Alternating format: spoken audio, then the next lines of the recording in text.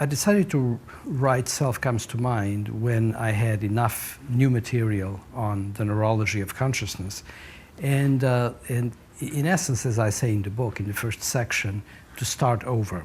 I've been writing about consciousness and about the issue of self for a number of years.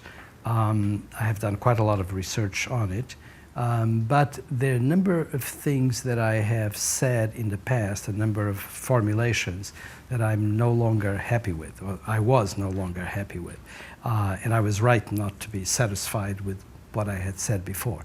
And so it was a mixture of things that are new that I wanted to say and things that I wanted to revise on what I had said before. So those are the two main reasons. And there are a lot of aspects to consciousness in terms of the mechanisms that the brain uses to produce consciousness, to produce the self in particular, which is the central feature of consciousness, and a lot of things to say about the consequences for human beings of having consciousness the way we got to have at this point. And that's what I wanted to get out in Self Comes to Mind. And the title came very naturally because it points to the fact that consciousness is really made of two parts, self and mind.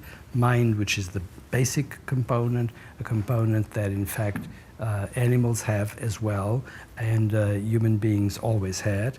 But self is something else that comes within the mind and that arrives within it, and once that happens, consciousness emerges.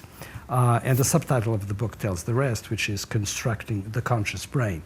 We're talking about a process that, of course, emerges from the brain, within the brain, and the issue of construction is very essential here. That's why in Epigraph you have a very famous statement by Richard Feynman, which is that what I cannot build, I cannot understand.